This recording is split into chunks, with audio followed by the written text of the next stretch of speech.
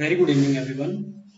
तो इस लेक्चर में हम लोग जो है ऐसे राइटिंग पे बात करेंगे। ऐसे राइटिंग की जो कुछ बेसिक चीज़ें हैं उनको समझने की कोशिश करेंगे कि यूपीएससी में जो निबंध है वो किस तरीके से लिखा जाता है, उसके कुछ इंपॉर्टेंट कैरेक्टरिस्टिक फीचर्स क्या हैं, और यूपीएससी में इसमें जो नोटिफिकेशन और इंस्ट्रक्शंस दिए हैं ऐसे राइटिंग को लेकर के उसके जरिए, और यूपीएससी ने जो कुछ ऐसे के टॉपिक पूछे हैं पिछले 8-10 सालों में, उनमें से कुछ एग्जाम्पल लेकर के हम इस ऐसे राइटिंग को समझने की कोशिश करेंगे। तो देखिए, निबंध लेखन होता क्या है कि ये बहुत ही इंपॉर्टेंट पार्ट है यूपीएससी मेंस एग्जामिनेशन का, क्योंकि आपने देखा होगा कि इसमें जिन लोगों को की रैंक अच्छी आती है उनको ऐसे में अच्छा परफॉर्म करना पड़ता है। 110 से ऊपर उनके मार्क्स आते हैं। जिन लोगों को भी रैंक इंप्रूव करनी होती है उनको एक एथिक्स में, एक ऐसे में और एक ऑप्शनल में ही अपना इंप्रूवमेंट करना होता है, क्योंकि जनरल स्टडीज के बाकी जो 3 पेपर हैं उनमें नंबर बढ़ाने की, मार्क्स इंक्रीज करने की कुछ लिमिटेशंस होती हैं, तो उस लिमिटेशंस की वजह से उनमें मार्क्स जो है ज़्यादा नहीं बढ़ते हैं। तो थोड़ा सा जो है ऐसे राइटिंग का 250 मार्क्स का जो पेपर होता है उसको समझने की कोशिश करते हैं कि आखिर यूपीएससी चाहता क्या है ऐसे राइटिंग और हिंदी मीडियम में किस तरीके से उसमें अच्छा परफॉर्मेंस किया जा सकता है। तो सबसे पहले देखते हैं, देखिए ऐसे राइटिंग में क्या होता है कि जनरल स्टडीज के आंसर्स की तुलना में थोड़ा सा जो है इसमें आपको अपने विचारों का विस्तार करने की छूट होती है, क्योंकि आपकी जो वर्ड लिमिट है इसमें थोड़ा ज़्यादा है, 1000 से 12,000 शब्दों के बीच लिख सकते हैं। तो विचारों को और विस्तार दिया जा सकता है, विचारों को और गहराई दी जा सकती है। जीएस में क्या होता है, आपको पॉइंट फॉर्म में ही जो है लिखना होता है, क्योंकि आपको 150 वर्ड्स में या 100 वर्ड्स में ही लिखना होता है, सॉरी 150 वर्ड्स या 200 वर्ड्स में ही लिखना होता है। लेकिन ऐसे में जो है आपके पास थोड़ा सा ज़्यादा स्कोप होता है, तो आप इसको और अच्छे से लिख सकते हो। तो विचारों का विस्तार और विचारों की गहराई और जो है काउंटर आर्गुमेंट, या जिसको आप प्रति विचार कहते हैं, उनको लिखने का स्कोप होता है।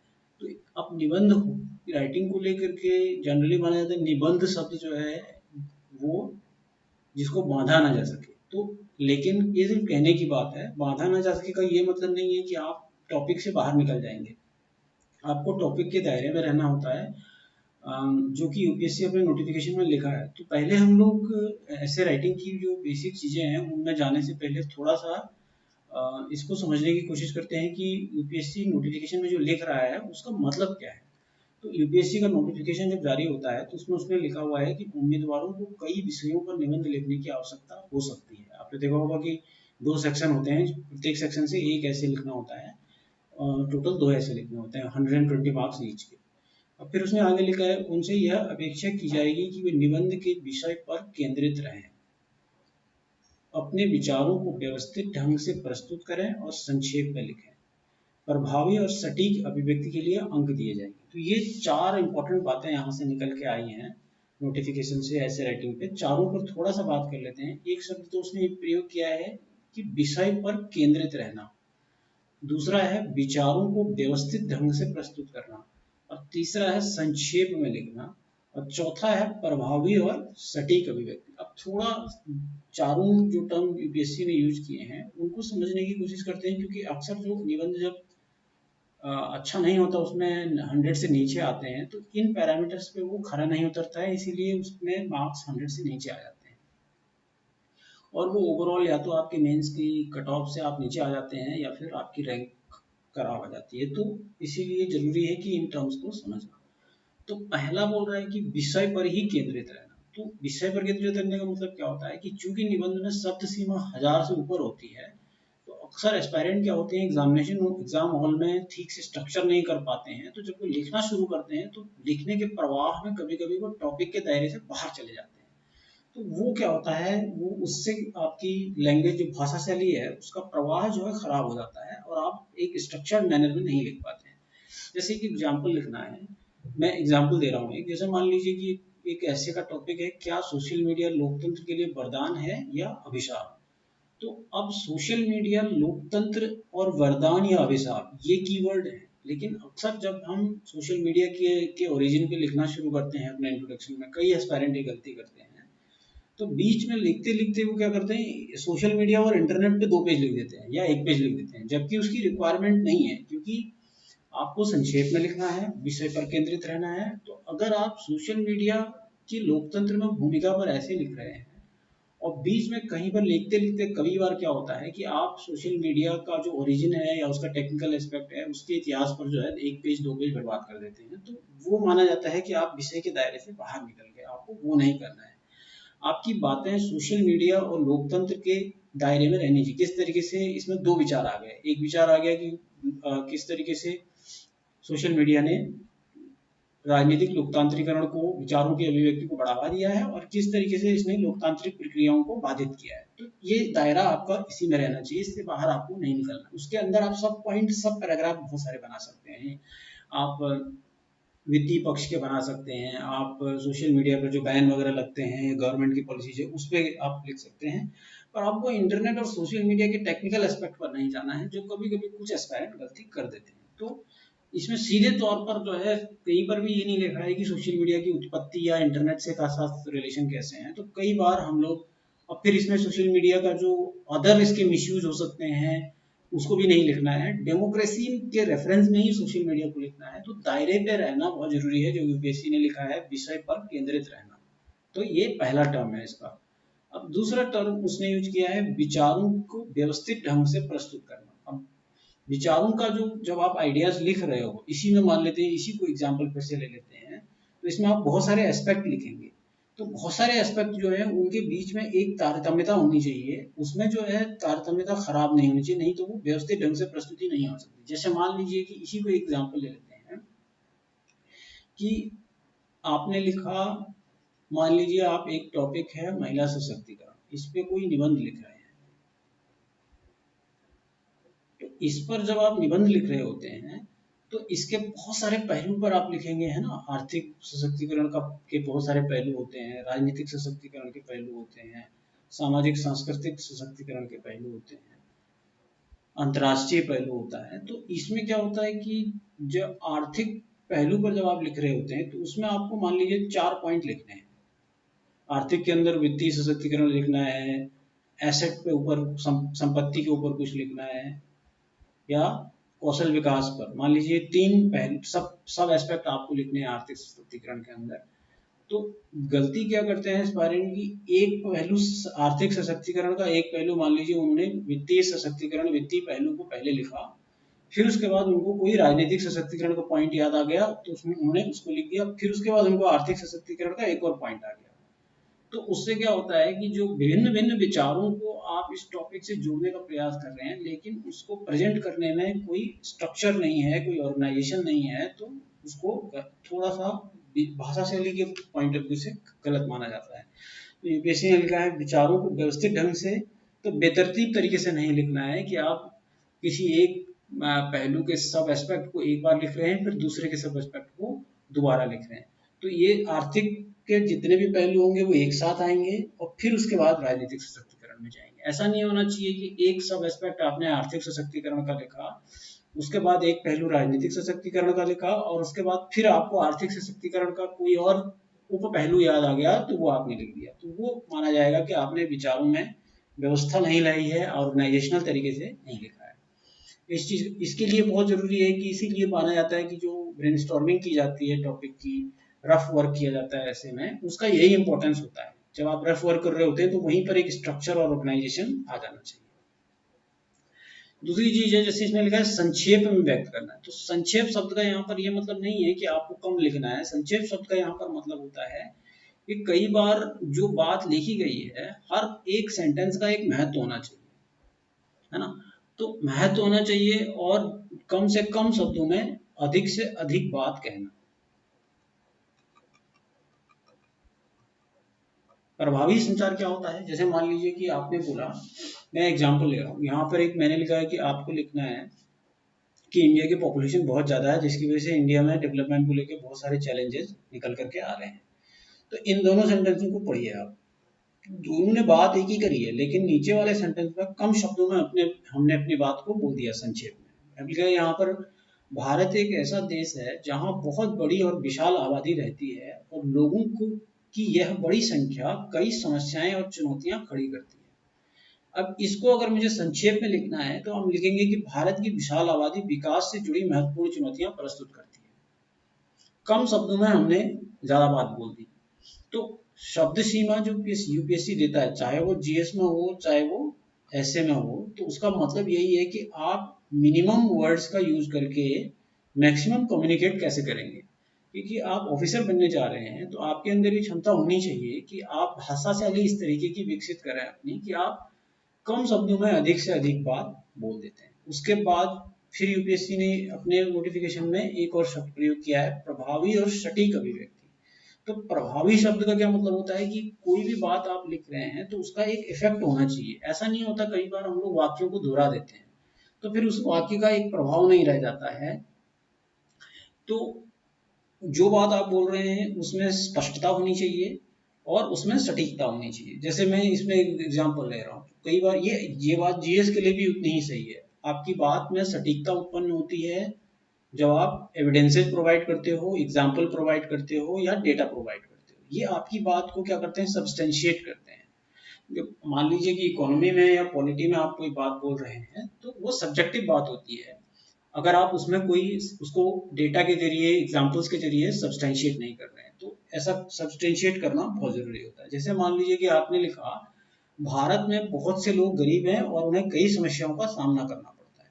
मान लीजिए ये आप भारत के अपराध के क्षेत्र में या भारत की जो विकास से रिलेटेड चुनौतियां हैं उनके रेफरेंस में मान लीजिए आप ये बात बोल रहे हैं, लेकिन इससे कुछ पता नहीं चल रहा। जैसे उसी तरीके से दूसरा एक वाक्य आपने लिखा, इसी के नीचे देखिए, नेशनल फैमिली हेल्थ सर्वे के अनुसार भारत की 25% आबादी बहुआयामी गरीबी में जी रही है तथा उन्हें स्वास्थ्य, शिक्षा एवं बुनियादी सेवाओं तक पहुंच उपलब्ध नहीं है।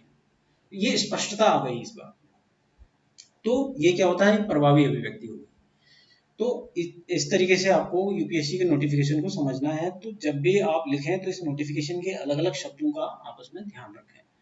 अब उसके बाद आते हैं कि चूंकि हम हिंदी माध्यम की यहाँ पर बात कर रहे हैं तो कुछ चुनौतियां हिंदी माध्यम की हैं, लेकिन एक बड़ी अच्छी बात है कि हिंदी माध्यम को निबंध के पेपर में उतना नुकसान नहीं होता है। क्यों नहीं होता है, क्योंकि निबंध हिंदी मीडियम वाले भी अच्छे लिखते हैं।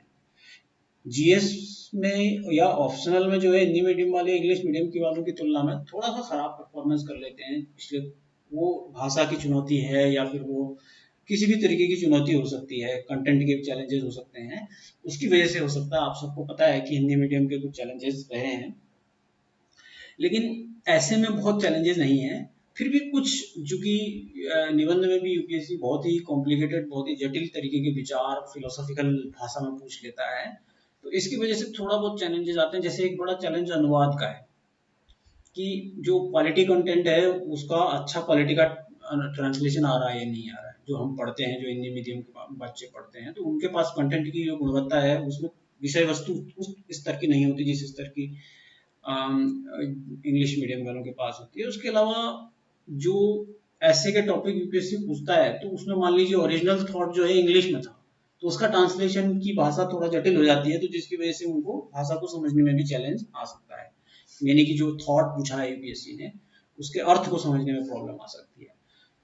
अब ऐसे राइटिंग में कुछ जो बड़े चैलेंजेस आते हैं, कुछ तीन बड़े चैलेंजेस जो मैं पिछले 2-3 सालों से मैं यूपीएससी एस्पायरेंट को मेंटर कर रहा हूँ, तो उनके मार्क्स में देखता हूँ। फिर उसके बाद हम जब एनालिसिस करते हैं तो उस अनुभव के आधार पर मैंने ये 3 इंपॉर्टेंट पॉइंट, जो सबसे बड़ी कमियां जो 3 निकल करके आई, जो चैलेंजेस हम लोगों के लेकर के आए, निकल करके आए, उस पर हम थोड़ा सा बात करते हैं। हमने कुछ एग्जाम्पल पिक किए हैं यूपीएससी ने पिछले पीआईक्यूज उनके जो ऐसे के टॉपिक्स है विगत वर्षों के, वहां से हम उनको समझने का प्रयास करेंगे। कोई भी एस्पायरेंट जब ऐसे राइटिंग करता है और मान लीजिए अगर उसके 100 से कम नंबर आते हैं या 100 के आसपास रह जाते हैं, तो बाकी चीजों से सबसे बड़ी जो प्रॉब्लम निकल के आती है वो विषय के अर्थ को समझना। ये सबसे बड़ा चुनौती होती है। क्यों होती है? क्योंकि यूपीएससी क्या करता है, बहुत ही जटिल विचार जो है निबंध के टॉपिक के रूप में देता है। तो जब जटिल विचार होते हैं तो उनका एकदम सटीक अर्थ निकालना बहुत ही ज्यादा इंपॉर्टेंट हो जाता है। सटीक अर्थ कैसे निकालना होता है? कई बार क्या होता है कि हम जब टॉपिक देखते हैं, कोई भी एस्पायरेंट जब टॉपिक देखता है ना, तो वो उसको चूज करना होता है। एक टॉपिक उसको सेक्शन ए से करना है, एक सेक्शन बी से करना है। नॉर्मली क्या होता है, एक सेक्शन में जो है फिलोसॉफिकल वाइब वाले टॉपिक होते हैं, फिलोसॉफिकल नेचर वाले टॉपिक होते हैं, तो उसमें वो उतने सारे पहलू नहीं सोच पाता। कई बार तो वो उसका एकदम एक्यूरेट सटीक अर्थ नहीं निकाल पाता। एक एग्जाम्पल के तौर पे हमने 2022 का एक टॉपिक उठाया है। यूपीएससी ने इसको पूछा था कि आर्थिक समृद्धि हासिल करने के मामले में वन सर्वोत्तम प्रतिमान होते हैं। इंग्लिश में है forest are the best case studies for economic excellence. अब इसको कैसे समझना, कई सारे एस्पायरेंट मेरे पास आए थे उसके बाद में, तो टॉपिक के हम जब मेंटरशिप कर रहा था मैं उनको, तो उनको चैलेंज आया था इस टाइप के टॉपिक समझने में। तो कैसे होते हैं, जैसे फॉरेस्ट जो होते हैं उनमें रिसाइकलिंग होती है। मतलब फॉरेस्ट में अगर कोई एक लाइफ फॉर्म है तो आप देखेंगे कि एक लाइफ फॉर्म वेस्ट है तो वो किसी और के लिए फूड का काम करेगा। उसी तरीके से फॉरेस्ट जो होते हैं वो डाइवर्स लाइफ फॉर्म्स उनमें सर्वाइव करती है। तो कोई एक इकोनॉमी किसी एक सेक्टर पे डिपेंडेंट है तो उसकी इकोनॉमिक ग्रोथ सस्टेन नहीं करेगी। तो इस तरीके से जो है टॉपिक को समझना होता है। आप किस तरीके से, जैसे यहाँ पर ये टॉपिक है तो सबसे पहले ये बोल रहा है कि इकोनॉमिक ग्रोथ हासिल करने के मामले में जो फॉरेस्ट है वो बेस्ट केस स्टडीज है। ऐसा क्यों है, तो आप ब्रेनस्टॉर्मिंग करेंगे। पहले फॉरेस्ट को लेंगे कि फॉरेस्ट में जो कुछ होता है वो क्या क्या होता है। जैसे एक रिसाइकलिंग होती है या एक तरीके से चक्रीय जीवन होता है, डाइवर्सिटी होती है, विविधता होती है, एक दूसरे की लाइफ फॉर्म को समर्थन करते हैं अलग अलग लाइफ फॉर्म्स। तो इनको अब आप इकोनॉमी के रेफरेंस में अप्लाई करके देखेंगे तो आप पाएंगे कि किस तरीके से सीखा जा सकता है। तो इस तरीके से आपको टॉपिक को क्या करना होता है, डिकोड करना होता है। तो विषय के अर्थ को समझना, टॉपिक की एग्जैक्ट मीनिंग को डिकोड करना, ये एक बहुत बड़ा चैलेंज रहता है यूपीएससी में। उसके बाद दूसरा आता है जो थॉट पूछा है यूपीएससी ने उसको समझना। उसमें दो चीजें आ जाती हैं। एक तो क्या होता है, एक होता है कि जो मेन थॉट है उसकी थीसिस है। थीसिस को बोलते हैं हिंदी में वाद। तो उसकी थीसिस को आपको समझना होता है कि जो विचार पूछा गया है उस विचार का क्या मतलब है और उसके कितने पहलू हो सकते हैं।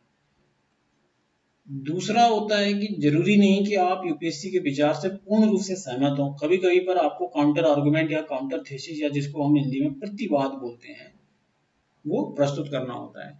जैसे एग्जाम्पल के तौर के 2015 में यूपीएससी ने एक ऐसे पूछा था जिसको बोला है प्रौद्योगिकी मानव शक्ति को विस्थापित नहीं कर सकती। तो इसने एकदम, ये क्या है, ये आत्यंतिक टोन लिए, यानी कि एब्सोल्यूट टर्म्स में यूपीएससी बोल रहा है कि प्रौद्योगिकी मानव शक्ति को विस्थापित नहीं कर सकती। अब आपका प्रतिवाद होगा कि हाल के समय में जो आर्टिफिशियल इंटेलिजेंस, कृत्रिम बुद्धिमत्ता के क्षेत्र में जो डेवलपमेंट हुए हैं, और ऐसी कई रिपोर्ट्स आई हैं बिजनेस स्टैंडर्ड्स में या फिर कई और न्यूज़पेपर्स में या कई रिसर्च पेपर्स में, इकोनॉमी से रिलेटेड रिसर्च पेपर में ये बात पता चल चुकी है कि ऑलरेडी जो है वो मानव शक्ति को विस्थापित करती जा रही है। और भविष्य में भी ये होने की पूरी पूरी तरीके से संभावना है कि कई सारे प्रेडिक्शंस मॉडल बता रहे हैं कि एआई जो है मानव शक्ति को विस्थापित कर सकती है। तो उसमें संभावना है। तो ये आपका प्रतिवाद होगा। हालांकि जो मानव की क्रिएटिव शक्ति है या जो चेतनाशील शक्ति है वो विस्थापित कर पाएगी नहीं कर पाएगी, ये भविष्य का प्रश्न है। पर मानव शक्ति की यहाँ पर अगर काम करने की शक्ति या इकोनॉमिक पावर या इंटेलिजेंस पावर की बात हो रही है तो उसको विस्थापित करने को लेकर के तमाम तरीके के प्रेडिक्शन मॉडल ये बता रहे हैं, ऑलरेडी ये देखने को मिल रहा है।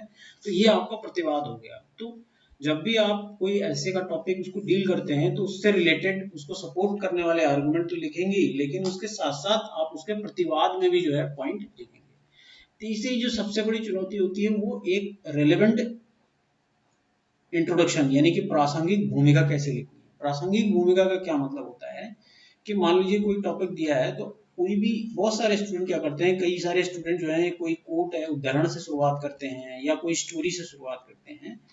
तो अक्सर ऐसे की जो कॉपी में जब चेक करता हूँ तो मैं देखता हूँ कि सबसे बड़ा चैलेंज मुझे देखने को मिलता है कि जो स्टोरी उन्होंने लिखी है वो कई बार जो है प्रासंगिक नहीं होती टॉपिक के रेफरेंस में। अगर स्टोरी ऐसी होनी चाहिए जो टॉपिक को बहुत अच्छे से क्या करे, प्रासंगिक तौर पर उसको सपोर्ट करे। अगर वो प्रासंगिक तौर पर सपोर्ट नहीं कर रही है तो फिर वो स्टोरी, कई कई बार हम लोग भावनाओं में बह जाते हैं। कई सारे लोग, जैसे अक्सर ये सबसे बड़ा चैलेंज है कि हम लोग क्या करते हैं, ऐसे का कोई भी टॉपिक हो तो उसमें गौतम बुद्ध का या महात्मा गांधी के जीवन से या फिर हिटलर के लाइफ से जो है कुछ उन्होंने जो इतिहास में भूमिका निभाई उसको हम हर टॉपिक में उनको प्रासंगिक बनाने की कोशिश करते हैं। मैं ये नहीं बोल रहा हूँ कि वो प्रासंगिक नहीं हो सकते, है ना। तीनों ही हिस्ट्री के इतिहास को की दिशा को एक मोड़ देने में तीनों का बहुत महत्वपूर्ण योगदान रहा है। सबका सकारात्मक नहीं रहा है। हम हिटलर की तुलना गांधी और गौतम बुद्ध से नहीं कर सकते हैं, लेकिन रेलेवेंस उनका रहा है हिस्ट्री को समझने में, ह्यूमन साइकी को समझने में, या ह्यूमन सिविलाइजेशन में जो जो इम्पोर्टेंट लैंडमार्क्स आए हैं उनको समझने में तीनों का बहुत इंपॉर्टेंट रोल रहा है। लेकिन उनको इम्पोर्टेंट है कि टॉपिक के प्रासंगिकता में ही उनको कोट करना पड़ेगा। ऐसा नहीं है कि आप हर जगह नहीं कर सकते। अगर मान लीजिए आपको गांधी की कोई लाइफ की स्टोरी लिखनी है, तो आपको वो स्टोरी चूज करनी पड़ेगी जो टॉपिक से मैच करती है ना। अब गांधी के मान लीजिए कि आपको गांधी के सत्य पर क्या विचार है। गांधी बोलते हैं कि झूठ बोलना जो है राजनीति के 7 पापों में से एक है। तो अगर राजनीति में करप्शन की कोई बात है तो वो स्टोरी लिखनी होगी आपको। और लेकिन उसके अलावा गांधी जी की जो सादे जीवन को लेकर के विचार हैं, वो वाली वहां नहीं लिख सकते आप। तो ये प्रासंगिकता का जो विषय है कि जित स्टोरी या प्रासंगिक भूमिका आप जब लिख रहे हैं, उसको कोई कहानी अगर आप लिखना चाहते हैं या कविता कोई लिखना चाहते हैं, तो ये प्रैक्टिस आपको करनी होगी कि जो लिख आप रहे हैं वो टॉपिक के रेफरेंस में मैक्सिमम प्रासंगिकता लिए हुए हो। मिलती जुलती प्रासंगिकता नहीं चलेगी। तभी जो है ये एक चैलेंज जो है एस्पायरेंट के सामने। 3 सबसे बड़े चैलेंजेस एक्सपीरियंस के बेस पे मैं बता रहा हूँ। अब ध्यान क्या रखना है, कुछ इंपॉर्टेंट पॉइंट्स आपको ऐसे राइटिंग में जरूर ध्यान रखने हैं। एक तो कि जो टॉपिक आप चूज कर रहे हैं उसको बहुत सावधानी बरतनी है। कई बार क्या होता है कि पहली नजर में हमको कोई टॉपिक अट्रैक्टिव लगता है तो हम उसमें लिखना शुरू कर देते हैं। ऐसा नहीं करना है। टॉपिक को देखने के बाद उसको थोड़ा सा डाइसेक्ट करना है, थोड़ा डिकोड करना है कि इसके क्योंकि इसके कितने पहलू आप सोच पा रहे हैं। आप ऐसे में क्या होता है कि आपको बहुत ही विचारों की गहराई में जाना होता है। जैसा मैं ऊपर आपको बता रहा था, विचारों को गहराई में जाना है और विस्तार में भी जाना है।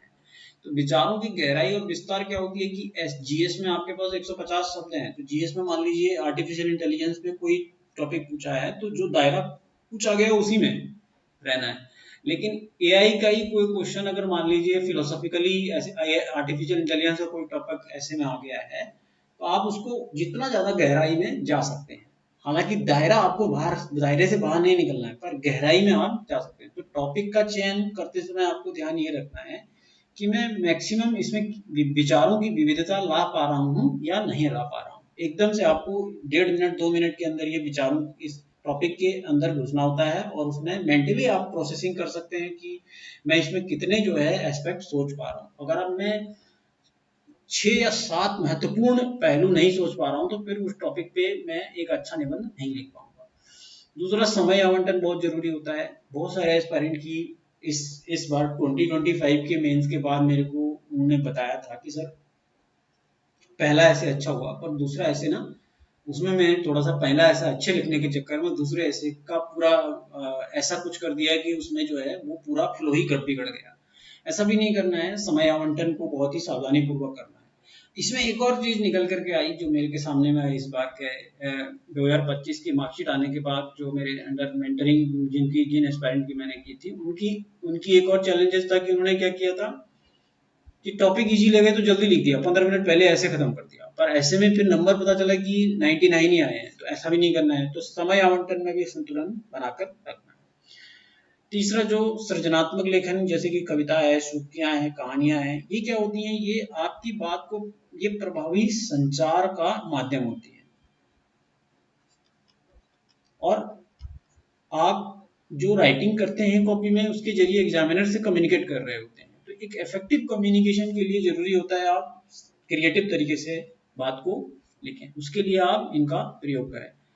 चौथा है भाषा शैली। आपको, जिसके ऊपर मैं ऑलरेडी भाषा शैली के ऊपर बात कर चुका हूँ, जो मैंने ऊपर यूपीएससी का नोटिफिकेशन है उसके जरिए आपको समझाया था कि विषय के दायरे में रहना है, विचारों को व्यवस्थित ढंग से प्रस्तुत करना है और सटीकता और प्रभावी तरीके से लिखना है। सटीकता का मतलब क्या हो गया, एक्यूरेट बात, जो बात आप कहना चाह रहे हैं उसके लिए प्रयुक्त होने वाले शब्दों का ही प्रयोग आपको करना है। वेग मैसेज नहीं देना है कि आप जो बात बोल रहे हैं वो स्पष्ट नहीं हो पा रही है आपके सेंटेंसेस से, ये नहीं करना है। तो इतनी चीजों का ध्यान रखेंगे तो आपको ऐसे में जो है अच्छे नंबर मिलेंगे। और ऐसे बहुत इंपॉर्टेंट होता है आपकी रैंक के लिए। आगे वाले हम लेक्चर्स में जो है कुछ ऐसे के यूपीएससी के टॉपिक्स कुछ पिक करेंगे, डिफिकल्ट वाले जो भाषा वाले हैं, और उसमें सोचने ये देखेंगे कि इसमें क्या क्या पहलू आ सकते हैं जो पिछले 10 सालों में जो डिफिकल्ट वाले टॉपिक हैं, केवल उन पे ऊपर हम लोग पीआईक्यू करेंगे, ब्रेनस्टॉर्मिंग करेंगे और देखेंगे कि कितने पहलू उसमें लिखे जा सकते थे और कितने सब एस्पेक्ट जो होते हैं वो लिखे जा सकते हैं, किस तरीके से जो है अपने एक ऐसे में एंटीथेसिस कैसे सोची जाती है, काउंटर आर्गुमेंट कैसे सोचा जाता है, इस पर बात करेंगे हम लोग अपने अगले लेक्चर में।